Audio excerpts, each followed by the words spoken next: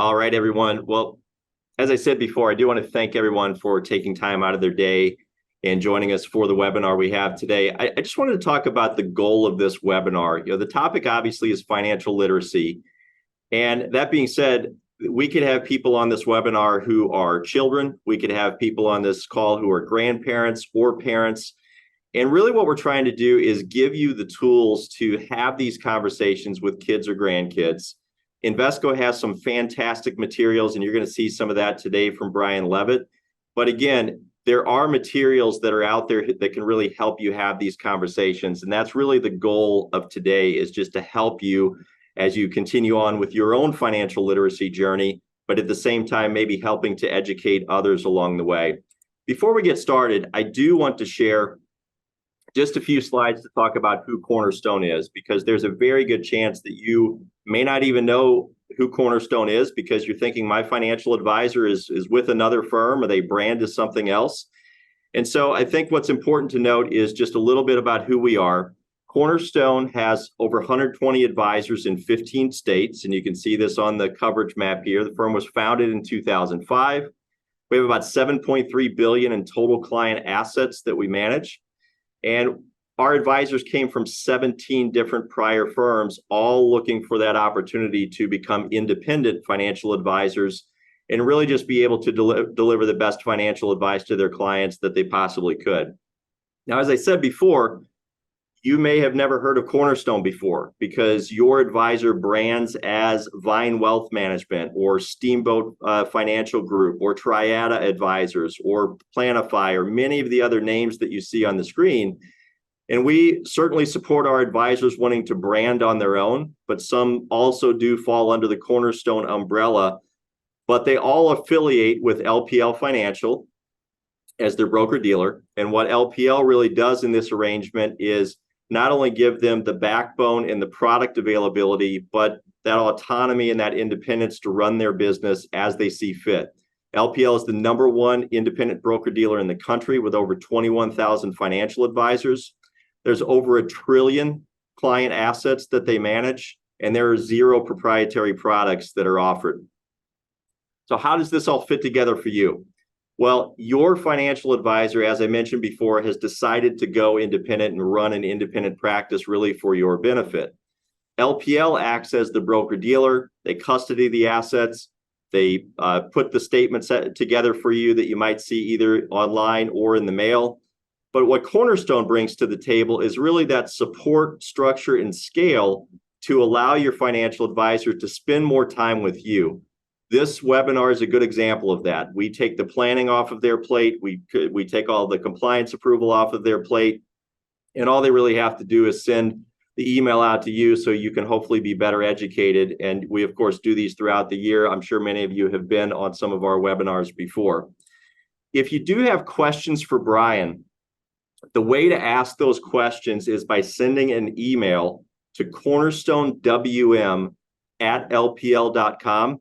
Those emails will come to me, and I will relay those questions to Brian so he can answer them at the end of the webinar. We'll kind of pause questions until then, but along the way, if you do have any questions that you'd like to ask, maybe you have a difficult teenager and you're trying to teach them better financial literacy, certainly ask those questions, and we are happy to provide any tips that we can along the way. And Brian, I'm going to stop sharing if you want to pull your slides up while I give you a bit of an intro. So, as I mentioned before, we do have Brian Levitt today as our guest speaker, and I will tell you, Brian is a former colleague and friend of mine. Brian and I worked together for about 14 years at a predecessor company to Invesco. Brian was always a great resource for me to bring out into the field and speak with financial advisors. He is now a global market strategist with Invesco, so it's not going to be surprising to you, or shouldn't be surprising to you, if maybe later today you see him on CNBC or Bloomberg TV or Yahoo Finance, or maybe you'll see him quoted in the Wall Street Journal. He is someone who is definitely sought after for his global macro views and global strategy views on markets. But this financial literacy topic was something that was really a bit of a pet project to him. And I think this coincided with the birth of his children and them getting to a point where they might be aware of finances. but was really his baby and something that he put a lot of effort into, and has just developed a tremendous resource to allow people to communicate with their kids, with their grandkids about just being more informed on financial matters. I will tell you just a very, very brief story about this. I took this material and I sat my kids down when they were preteens in the living room, and I shared a number of the slides in here with them. I will tell you that went over as a complete flop. Trying to get preteens to sit through a slide presentation in the living room didn't work out all that well. But I will tell you today that I have two children who are younger than the age of 20 who have already started Roth IRAs. And I have all three of them investing in the market and asking questions and really trying to learn and understand the market. So I'm going to use that maybe as something to open the door to those conversations. But I think you're in for a treat today. So Brian, please, can't talk today. Brian, please take it away. Yeah, my pleasure, Bill. Maybe your children needed me presenting it to them. So yeah, good. No, but it went over like a lead balloon in my house as well. It went up like a lead balloon. So, but I look forward to presenting this to you. These are the ideas that I was thinking of, to Bill's point, when I was first having children, and some of the things that I felt that we all needed to think about within our family unit and beyond. So the way it's structured it is, everybody's got an accumulation phase. So what are the things that we need to help, accumulate assets or accumulate the things that we want in life? And so how do you get started? How do you defer your gratification? How do you invest it? What are the big decisions you need to make? And then beyond that, what do you need to do to think about protecting it? And ultimately, how do you distribute the wealth? And so if you can get your head around how you think of these three things, you'll likely be in a much better place than a lot of families. Unfortunately, and why I say a lot of families is because studies suggest that we don't really talk about money in our society. We don't talk to the kids about money for a variety of different reasons. We don't want them to worry, or maybe it'll change their values. Maybe they'll discuss it in the wrong company. We hear a lot of people saying they don't even really discuss it with their spouses because he or she doesn't know anything. That's her job. That's his job. Causes stress, and even the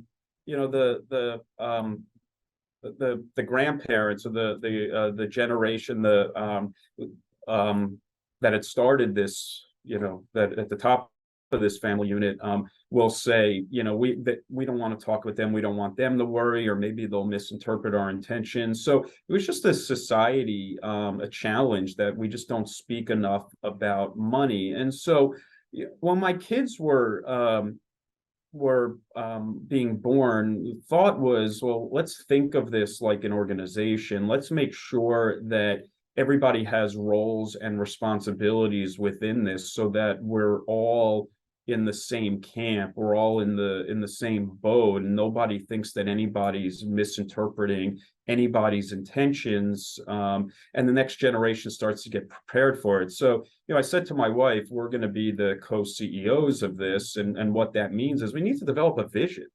I think a lot of families don't even necessarily have a vision. What's it all for? What's the purpose of this money? What's the point of it? What do we value? What are we trying to accomplish? And we monitor and report on finances. We make the investments, and we train the next generation of leaders. I mean, really, what a CEO would do within a business unit. The associates, the children, we've thought very hard about what are we going to need to do to educate them to be the future leaders? How are we going to structure them to have jobs and get a salary, whether that's in the home, in the community, or later in a profession? What type of assignments do we give them? They attend our meetings. They're involved in the decisions. And the CEO Emeriti, which are my parents and my in-laws, they promote the family legacy. It's hard to know where you're going if you don't know where you've been. So, we talk a lot to them about what do they value? What does this family unit value? They help distribute the resources to the next generation of leaders, and importantly, prepare us for the future.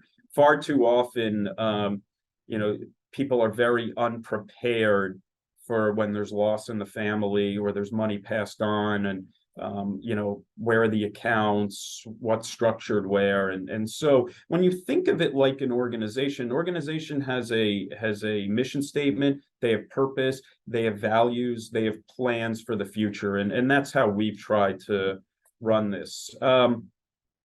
Talk a lot about accumulating. Obviously, everybody wants to accumulate money means, but I think it's more than that. I think it's, accumulate the ability to have your own choices, your own freedom, your own happiness. Tolstoy said, and I think this is critical, there's two ways not to suffer from poverty. The first is to acquire more wealth, of course, but the second's to limit your requirements. First one's not always in our power. It's hard. But the second is always in our power.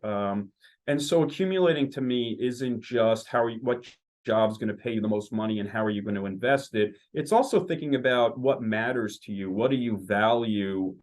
What requirements can you limit so that you're able to save money? So when I think about wealth, people often ask me, what's my number? What am I striving for? And I think that's really the wrong way to look at it. I use this concept of thinking about wealth based on the height of the Burj Khalifa, which was once the world's tallest building, and recognizing that it's all relative. It's all based on your perspective. So, on the left, if you're making close to $600,000 a year, and you're comparing yourself to the world median or the US median, well, you're on the top floor. You're feeling quite good until Patrick Mahomes is on the top floor. And then you're all the way down on the second floor. And Patrick Mahomes is feeling good until Larry Ellison's on the top floor. Larry Ellison's feeling good until Mark Zuckerberg's on the top floor. So there's not a number. I don't think there's a magic number. One of the things I tell people to do is think about it with regards to time. Because then there's two levers that we can pull. What have you saved divided by what does it cost you to live? And your answer, the result is the amount of time. So, if you have $20,000, but it's costing you $5,000 a month to live, you only have a 4-month financial cushion. If you have $10 million and it's costing you $5,000 a month to live, you've got a 2,000-month financial cushion, and you're feeling significantly less frantic. So again, it's not about measuring value based on a number or what you're striving for, because there's two levers we can pull: what we can save and also what it's costing us to live. I always tell people start early. I think this is so critical. It's very hard for younger people, college graduates, to start early because they have, maybe they're not making near what they want to make, and their cost of living can be expensive. But even if you can just start socking away a little bit, it could add up pretty significantly. The example I use here is 4 different people, 10 ages apart. I use the 20,500 annual investment that you could put into a 401k. And say, if you're Jane and you're age 25 and you start contributing that every year, by the time you're 65, you will have contributed $820,000, right? So 20,500 times 40 years. But you would have earned, if the market just returned 6%, which is historically low, you would have earned $2.5 million, right? And so your end sum was close to $3.4 million. Just by putting the 20,500 into the market every year. Again, easier said than done for some people, but trying to get money in as early as possible so that your money can work hard for you. And you can see from Jane's example, that's money working hard for you. She earned $2.5 million on her $820,000 total investment over 40 years. And again, at a 6% return. Markets historically can return 10 to 12%. These numbers look substantially higher if you do that, versus somebody like Susan, who's 45, doesn't start until she's 45, and so she was only able to contribute half of what Jane was able to contribute. But look at how much less she earned. Yes, she only contributed half, but she ended up with what, you know, five or one fifth of what Jane was able to earn because she just didn't have the time in the market. Same returns, she just missed 20 years of compounding that return. So, Adam Smith says it takes money to get money, it takes money to make money. When you have a little, it's easy to get more. How do you get that little? How do you get that little so you can keep putting it into the market over time? And the best way to think about that is how do you defer gratification? The Will Rogers line is very telling. Too many people spend money they haven't earned to buy things they don't want to impress people they don't like. And I think we, all intuitively understand what that means. What are we spending our money on that prevents us from getting investments into the market? I talk a lot about rich and wealthy. Rich, there's been people that have been rich, made significant lifetime earnings, which you see on the left, that went bankrupt. So, rich is, significant lifetime earnings over significant earnings over a short period of time that, you can waste. Wealthy, you don't have to make significant earnings like that, but you can make decisions that allow you to build wealth over time and pass it down across generations. So when you look at The Millionaire Couple Next Door, which was a book from some years ago on the right, the millionaire couple next door didn't make more than $250,000 a year, but their net worth had climbed to close to 4 million. And why? If you look at their likes and dislikes, the likes are living below the means, budgeting, investing heavily in education, investing into the market, at least 20% of the realized income. They don't like profligate spending. They don't like having no margin for error, laziness, and excuses. So, while, a lot of us aren't going to make what Nicolas Cage made, $150 million that got squandered. We can be that millionaire next door that's bringing in a reasonable income, but investing a significant amount of it and budgeting significantly. When we think about budgeting,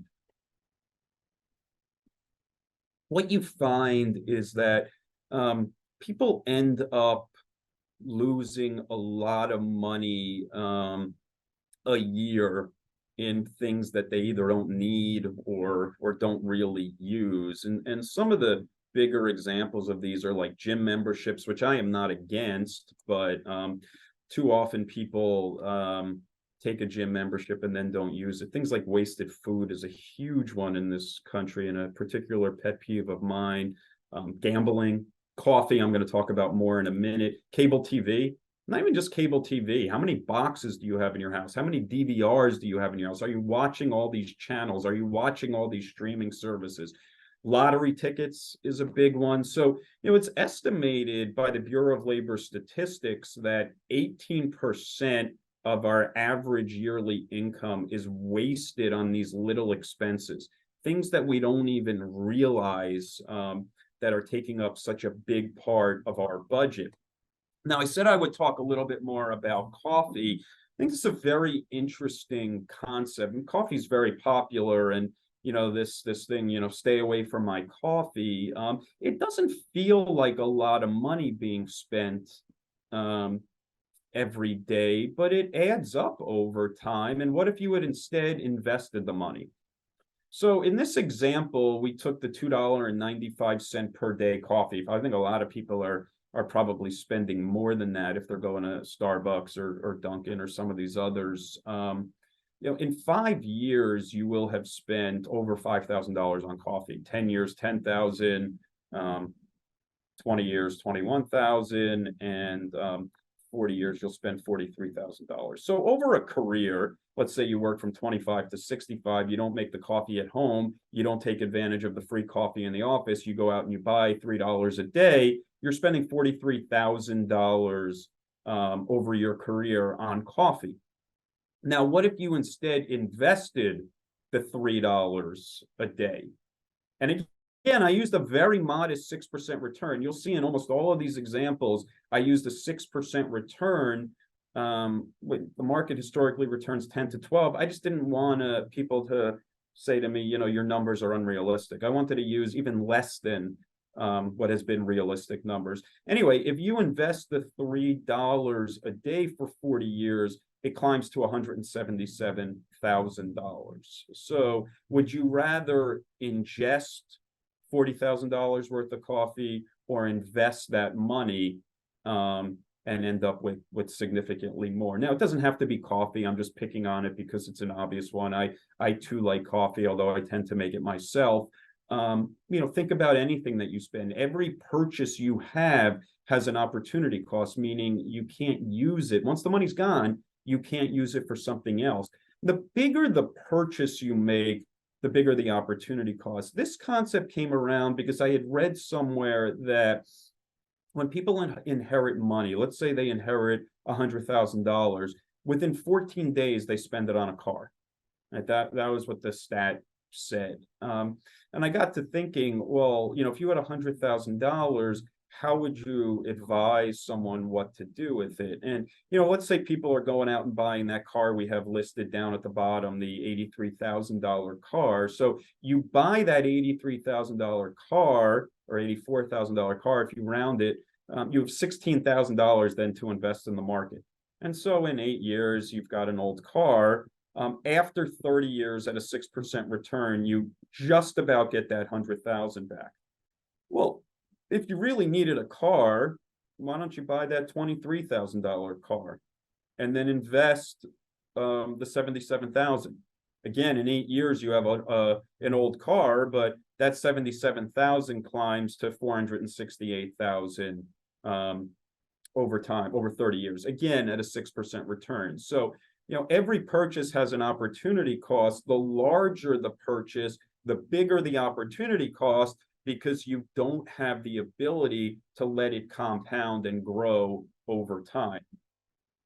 Other things I talk to people about, deferring gratification. A lot of people go out and they get these credit cards and then they think that becomes their personal piggy bank. The problem is if you impair your FICO score, which is calculated based on the 5 criterion that I show on the left here. How much do you owe? How much new credit do you have? The length of your credit history, your credit mix, really importantly, most importantly, your payment history. If you're making purchases on your credit card because you can't defer your gratification, you're not staying up to date on paying off that credit card, it's gonna impair your FICO score. And the more you impair your FICO score, the higher the loan will ultimately be for you, whether on the right side left, I show buying a new home with a $500,000 loan, or on the right of that, I show buying a new car on a $20,000 loan. It could be a pretty significant difference. If on that $500,000 loan, if you're an exceptional borrower, and this was before rates moved, so this was a last year example, your 4.5% interest, your total interest on that is $413,000. But if you're down in that risky area, the rate's going to be 1% higher, and now you're paying $527,000 in interest. That's a big difference, right, on a single loan. And so protect that score. Defer gratification. Don't go don't go buying things on your credit card if you can't pay it, because it will come back over time to haunt you. We talk about investments. I really didn't want to overcomplicate things with regards to investments. People ask me, how do you invest your money? Look, there's a lot of different ways to answer that question, but I think the things that I find important, first, have an emergency fund. We'll spend a few minutes talking about that emergency fund. Second, you don't have to be safe to succeed. In fact, it's the opposite. And it's often hard to get that through to people who are not advanced investors. Diversification works. Automating. I like to spend time on that. Automating your investments could be a really great strategy. Minimize taxes. Be wary of hot tips. have a plan and stick to it, seek advice. So we'll go through a few of these. I always think, you build your emergency fund. People ask, well, what should I have in an emergency fund? I think it's pretty simple to think about it. What does it cost you to live in a month? And here's just an example of the average American. What does it cost them to live in a month for these different things? Times, if you were to lose your job, how long do you think it would take you to find a new one? Do you think you'd find a new one in less than 4 months, which is the average in this country? Do you think it would take you 6 months? Do you think it would take you a year? And so what is your monthly cost of living times, if bad things were to happen in the job market, how long would it take you to get back on your feet? So if it's costing you $4,500 to live a month and you're worried that you could be out of work for a year, well, let's multiply them and say, okay, we're going to have $54,000 in emergency that we don't touch. And for a lot of people, that number is going to be higher, but just an example of how families can think through, before we even start investing, let's get this emergency fund set up. We talk about you don't have to be safe to succeed. I look at what markets did from 97 to 2021, so that 25-year period. You look at the left, CDs yielded 2. So, bank deposits, certificates of deposits yielded 2%, really safe asset, obviously a bit higher now. Inflation was 2% over that period. Your real return was nothing, right? That's thinking about, well, what was I able to make versus what was the increase in inflation over that time? You basically just ran on the treadmill of life. You didn't make enough to outpace the increase in cost of living, which is inflation. Now, if you bought things like bonds over the last 25 years, you would average about 4%, then inflation of 2, your real return is 2%. So you improved your position a bit. Now, if you look at US equities over the last 25 years, you returned 10 versus inflation of 2. So you were scaling new heights. Your real return was 8%. And so when people talk about risk, I often say, look, a risk is that you're just running on the treadmill of life. A risk is that you're only barely improving your position. And taking on some risk in markets historically means scaling new heights. And so you don't have to be safe to succeed. Now, even this period, 97-01, people say, well, am I going to get 10%? Very tumultuous period. Tech wreck, 9/11, global financial crisis, Brexit, COVID, all of these things, and yet you still return 10% a year in the equity markets. Stocks outperform most asset classes. So if you look, this time we go back to 1979, and we compare stocks to bonds, to gold, to real estate. Stocks did much better. And then if you look on the right, it's how often do stocks outperform bonds? So people always remember downturns in stocks. They remember tumultuous periods. But again, you invested $100,000 in the S&P 500 in 1979. Today, it's worth almost 15 million. And the chart on the right is showing you over most periods, stocks outperform bonds. Now, the longer you're in stocks, the more likely you are to outperform bonds. So it's all back to the idea of you don't have to be safe to succeed. You're better off taking some risks in the portfolio. Automate your investments. What I like about automating your investments is you're paying yourself first. So before you do anything, you bring money in, it automates, goes into the market. It's out of sight, out of mind. You can set it and forget it, and it builds time in the market. Even the difference between, what's the difference between just, making those monthly contributions where you're not even thinking about it versus, I'll invest once a year. So the dark blue line is, what if you make a payment every month, invest it in the market every month, not make a payment, invest in the market every month, your money grows. Now, what if you're the light blue line and instead you do it annually? You end up with less. And I assumed in this multi-decade period, maybe there are 5 years you miss. Maybe there was a recession that scared you. Maybe it was the year you got married. Maybe it was the year you had a kid. You just invested annually and you decide a few times you're not going to invest. You do far better if you get that money into the market every couple of weeks or every month, because it's the time in the market that matters most. So think very hard about automating your investments. You then don't have to worry so much about the timing of when you're going to invest.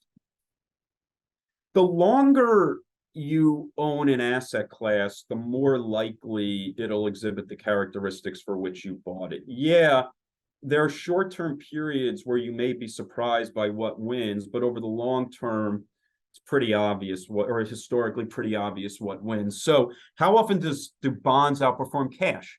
Over any 3-month period, 60%. Over any 10-year period, 100%. How often do stocks outperform bonds? Over any 3-month period, it's only 64%. Over any 10-year period, 91%, and so on. So the longer you own something, the more likely it'll exhibit the characteristics for which you bought it. Far too often, people will buy something only not to stick around for it to do what they thought it was going to do. Markets, this just says markets historically perform well after people freak out. So when the herd is freaking out, running out of the market, like 87, like 2002, like 2008, like COVID, the market did very well in the 12 and 18 months after everybody ran out of the market. What are some of the big decisions you need to make? I won't go through these, but just we have checklists for married couples. What are some of the things they should think about in terms of getting their finances in order? Updates, any new considerations, checklists for new babies. These were some of the things that I had to think about. What's pre-delivery going to cost me? What do I need to do when I'm in the hospital? What should I do in the first 30 days, like opening 529 savings plans? What do I do beyond the first month, like writing a will, funding retirement accounts, adjusting the beneficiaries? This one's just to say, if you have a good loan, a lot of people locked in loans at 3% for their homes. People say, should I pay down my house or should I get it in the market? Historically, you've been much better getting it in the market. Now, if you're taking a loan at 7% right now, you may want to pay down some of that. But if you're one of these people that had a 3% loan or so, and you could think you could do better in the market. Historically, the market does better than home prices. So the right is the rolling returns of the market versus the left, the rolling return of home prices. How do we protect all of this? Look, we're protecting against breaking down on the journey. We're protecting against dying too soon, living too long. So we want to make sure that if we break down, we have healthcare directives, power of attorney. We want to make sure we have life insurance. If we live too long, we want to make sure that we have long-term care. So the things that we can set up so that we don't become a burden on anyone. Bear the risks you can afford. Don't overinsure yourself. Insure the risks you can afford, like your family's well-being, your health, your house and land, etc. And, even when you're protecting, even when you're in that retirement, make sure you don't just go all to bonds. That bottom line is the growth of your portfolio with a withdrawal rate in bonds. You run the risk of running out of money. In equities, you do well. That's the top line. But even if you were to do a 50-50, you would sit right in that middle. Now, how do we distribute all of this? First of all, make sure the next generation's trained. I won't go through all of this, but this is some of the things that you should be teaching the next generation at certain points. What does your family value? Make sure everybody understands that. The best way not to squander money on small purchases is to know what we value. My wife and I tell our kids we value experiences and we value education. And so don't be squandering your money at the mall. We'll invest in things you want to be good at. We invest in our daughter's tennis, we invest in trips, but we're not squandering the money. Nurture your family's true assets. Like I said, we ask our kids, what do you want to be good at? and we'll help invest in that. And finally, structure the inheritances appropriately based on, goals, not emotional needs, promote self-sufficiency, but certainly don't neglect any signs that your children are poor money managers. So I'm going to pause there. Bill, if you don't mind, are you there, Bill? May I just I'm run to here. the bathroom for 1 second? I'll be right back. Yeah, sure. And so, folks, as was mentioned at the beginning of the presentation, if you do have any questions, please email those questions to Cornerstone WM, no dots in that, all strung together, Cornerstone WM at LPL.com. Those questions will come to me. I'll relay those to Brian, and we can get them answered. The other thing I do want to mention is your financial advisor can help you have these conversations with your children. It's definitely part of the job that they do for you is educating that next generation, as Brian mentioned, just having that ability to make sure that they're good stewards of wealth and helping them along the way. And by the way, this presentation that Brian just went through is available to your financial advisor. They do have access to it. It's a PDF. And so if this was something that you wanted to share with your kids, we will make sure that your financial advisor has that available and can distribute it to you. So again, very good information to be sharing with your children. The last thing I do want to mention is, we do really appreciate you taking time out of your day. We know that attending these webinars, there's certainly other things you can be doing, and our goal is always to educate you and to be sure that our financial advisors are just meeting every need that you possibly have. And I will tell you, there's a lot of surveys out there that say that for a lot of investors, and that goes all the way up the economic scale from ultra high net worth investors down to, folks who, have just scrimped and saved every day of their life. One of the biggest concerns that investors really have is not how much am I going to make this year in the markets. It's not necessarily how the accounts are going to be set up, but it's really what's going to happen to my kids when they inherit this money. So please engage your financial advisor. Certainly let them help you have these conversations with kids, and that's certainly something I know that they would take great pride in. Brian, are you back? I'm back. Awesome. So Brian, I have one quick question for you. And this is actually, so you did mention that I needed to have you deliver this presentation to my kids, and I think you're right. Are you available Saturday, say around 10 a.m. Central? I might have a tea time. Okay, that's understandable. Well, I will tell you that as you were speaking, my wife is watching this, and I got a text from her that said, we need to give this presentation to the kids again. So, nice. I think your message is definitely resonating with the folks that we have out listening right now. Brian, I'm not seeing any questions right now, but let me ask one question of you that I have on my mind. Obviously, there's some great content in here. I think pictures always communicate a lot better than words or lectures. So I mentioned to everyone that this is available, that their financial advisor can get this information to them. In your experience, as you've been delivering this content with financial advisors, really probably close to, it's coming up on probably 10 years at this point, would you say that there is a best way of delivering this to that next generation, or maybe some best practices that you would share of ways for folks to start these conversations with their kids or grandkids? Well, I think a lot of it is how do you engage them in the conversation? So rather than somebody such as myself or you, Bill, presenting it for 35, 40 minutes, actually engage them. Say, you say to them, if what do you value? What do you think the purpose of money is? Have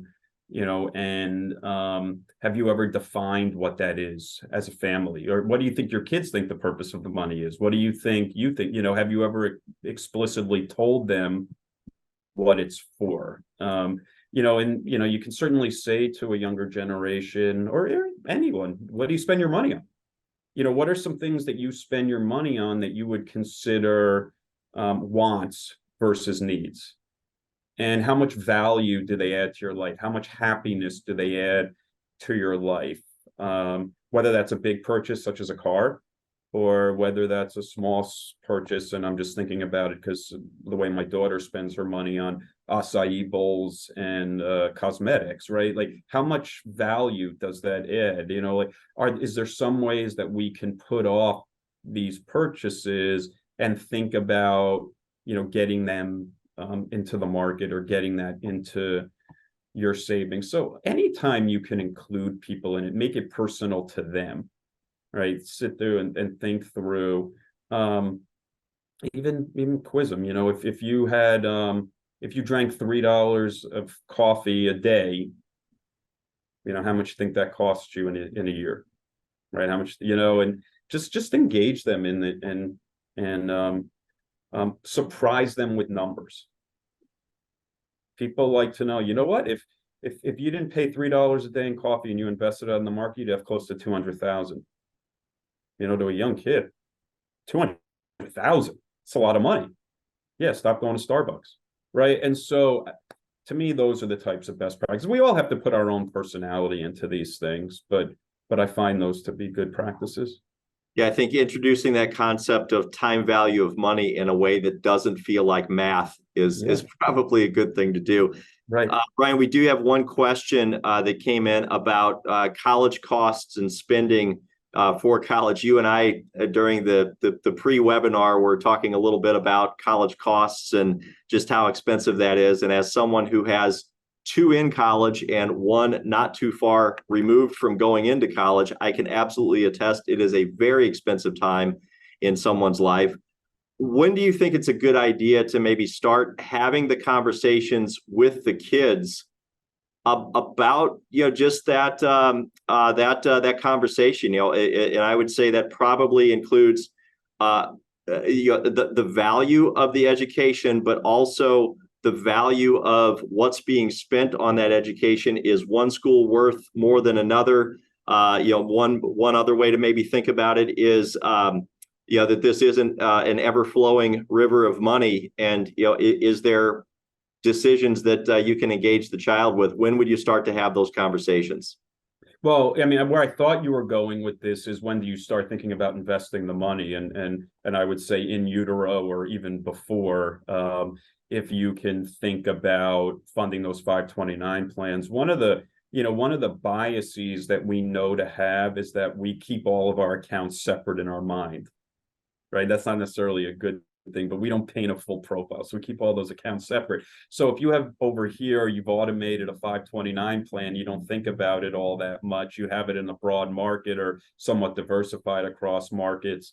You know, that's probably going to grow beyond what you realized, or is growing beyond what you realized. And so hopefully when there's time for college, you've built up some balance in the 529, that when you're paying out, you know, you didn't consider it, because these are the accounts you consider versus this one that's over here. So, you know, you if you start early, the same applies with the 529 plan now, and automated, similar concepts. Now, look, I mean, it's a different answer for everyone. You know, if you're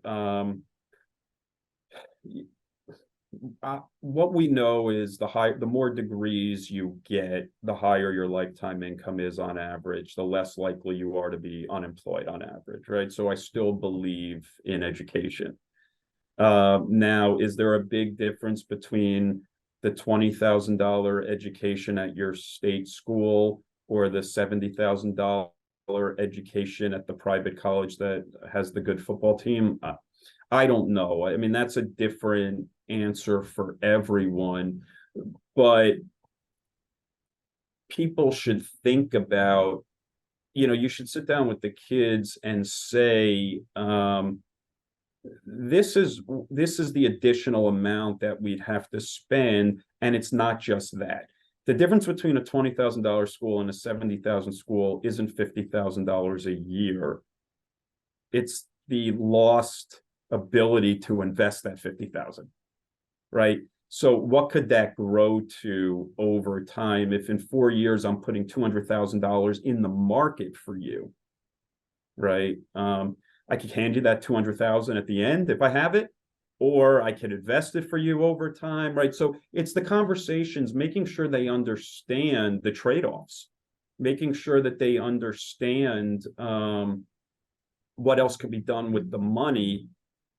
And the other thing is, is there a big difference between the lifetime earnings or the lifetime happiness or the lifetime success rate of the different schools? Sometimes hard to quantify, but sometimes kids fall in love with schools and they're not even necessarily sure of the reason why they fall in love with that school.